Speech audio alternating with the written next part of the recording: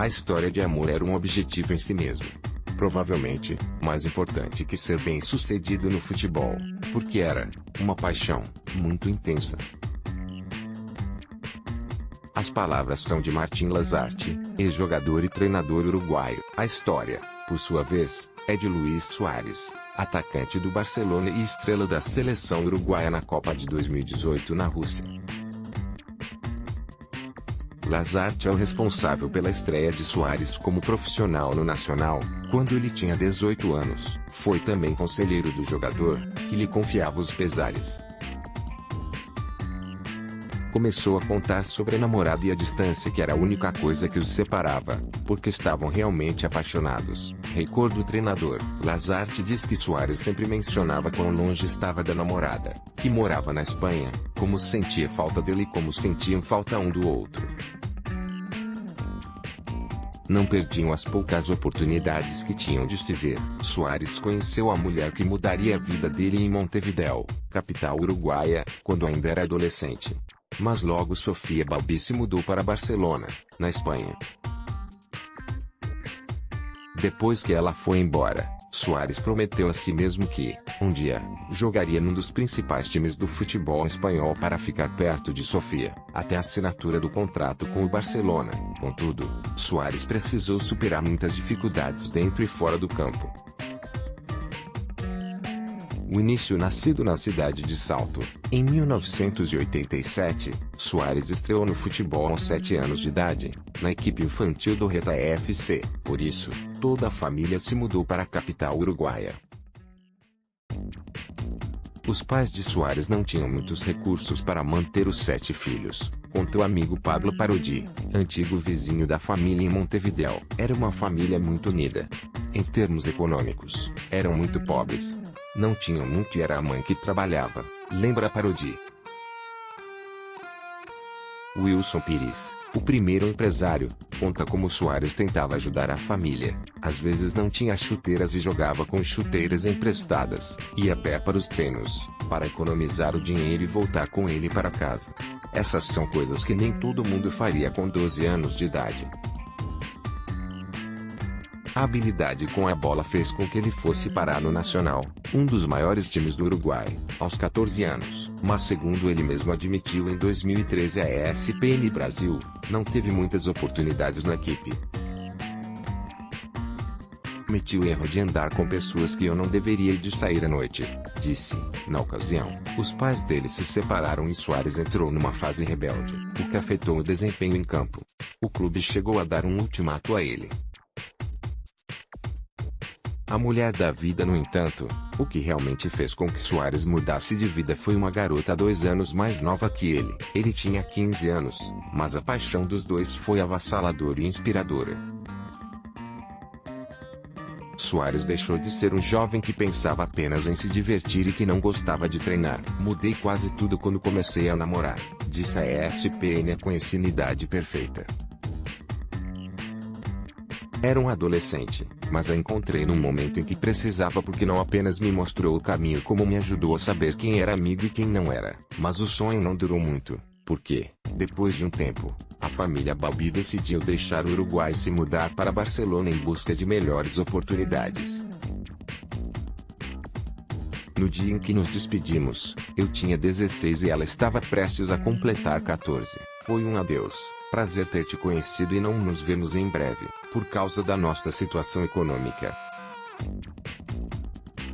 A recaída longe da namorada. O jogador teve uma recaída em termos de indisciplina. Com a ajuda da internet, manteve o namoro à distância. Sofia pedia para ele seguir focado no sonho de ser um jogador profissional, mas o atacante deixou o esporte em segundo plano e voltou aos velhos hábitos. Foi quando o treinador juvenil do Nacional, Ricardo Momula Perdomo, disse: ou dá um jeito na vida, ou vai embora. O jovem se deu conta que, na verdade, o futebol poderia ser o que o levaria até Sofia. Suárez se reinventou como jogador e se impôs uma meta: jogar no Barcelona. Wilson Pires diz que, naquela época, poucos apostavam em Suárez. Eu suspeitava que ele podia triunfar e ter um futuro porque ele dizia que iria jogar no Barcelona. Eu sempre falava o mesmo, que negócio é esse de jogar no Barcelona se é reserva na 7ª equipe do Nacional? Não vai conseguir. Mas Suárez nunca deixou de acreditar. Ele voltou a brilhar e, de vez em quando, conseguia ajuda para visitar a namorada na Espanha. Luísa estava saindo com Sofia até hoje, me culpa por ter feito ele se preparar para a pré-temporada. Nós cortamos as férias dele, na Espanha, e não o escalamos como titular, disse Mario Rebolo, que em 2004 era treinador assistente do Nacional. A primeira lembrança que Lasarte tem de Suárez é de um jovem que foi para o treino depois de aterrissar de um voo que chegava de Barcelona. Para mim, o comportamento dele se destacou. Veio direto do aeroporto. Me surpreendeu muito. Tinha muita vontade e estava emocionado com a temporada que ia começar, afirma Lasarte, que via no atacante um diamante bruto. Para o treinador, Suárez não se deixava intimidar e tomava decisões, apesar de muito jovem. Ele ficaria zangado consigo mesmo se não marcasse, mesmo que estivesse ganhando. Finalmente, Europa em 2006. Um erro aproximou Suárez de Sofia. Eu estava de férias no início de junho e recebi um telefonema do diretor do clube. Vamos comprar o jogador mais caro que jamais compramos, conta Ron Jans, antigo treinador do clube holandês Groningen. Foi um erro porque tinham ido ao Uruguai ver um outro jogador. Assistiram a uma partida, viam Suárez e disseram, queremos ele. Foi uma compra impulsiva. Mas foi uma das melhores decisões que o time tomou. Suárez tinha outros motivos, que iam além da carreira como jogador, para ir morar na Europa. Fez o impossível. Sofia vivia em Barcelona. Não era uma relação qualquer e ele fez o necessário para estar perto dela, diz Rebolo. Uma vez no continente europeu, Suárez trabalhou muito duro para melhorar e trocar de time.